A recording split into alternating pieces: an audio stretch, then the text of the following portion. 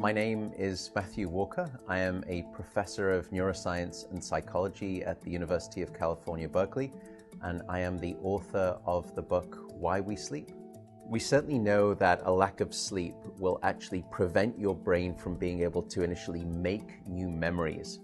So it's almost as though without sleep, the memory inbox of the brain shuts down and you can't commit new experiences to memory. So those new incoming informational emails are just bounced and you end up feeling as though you're amnesic. You can't essentially make and create those new memories. We also know that a lack of sleep will lead to an increased development of a toxic protein in the brain that is called beta amyloid, and that is associated with Alzheimer's disease, because it is during deep sleep at night when a sewage system within the brain actually kicks into high gear and it starts to wash away this toxic protein, beta amyloid. So if you're not getting enough sleep each and every night, more of that Alzheimer's related protein will build up. The more protein that builds up, the greater your risk of going on to develop dementia in later life.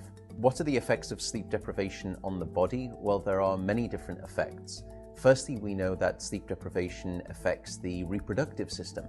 We know that men who are sleeping just 5 to 6 hours a night have a level of testosterone which is that of someone 10 years their senior. So a lack of sleep will age you by almost a decade in terms of that aspect of virility and wellness. We also know that a lack of sleep impacts your immune system. So after just one night of 4 to 5 hours of sleep, there is a 70% reduction in critical anti-cancer fighting immune cells called natural killer cells. And that's the reason that we know that short sleep duration predicts your risk for developing numerous forms of cancer. And that list currently includes cancer of the bowel, cancer of the prostate, as well as cancer of the breast. In fact, the link between a lack of sleep and cancer is now so strong that recently the World Health Organization decided to classify any form of nighttime shift work as a probable carcinogen. So in other words, jobs that may induce cancer because of a disruption of your sleep-wake rhythms. We also know that a lack of sleep impacts your cardiovascular system, because it is during deep sleep at night that you receive this most wonderful form of effectively blood pressure medication. Your heart rate drops, your blood pressure goes down.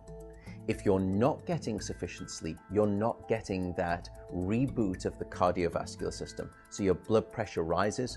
You have, if you're getting 6 hours of sleep or less, a 200% increased risk of having a fatal heart attack or a stroke in your lifetime. There is a global experiment that is performed on 1.6 billion people twice a year, and it's called daylight savings time.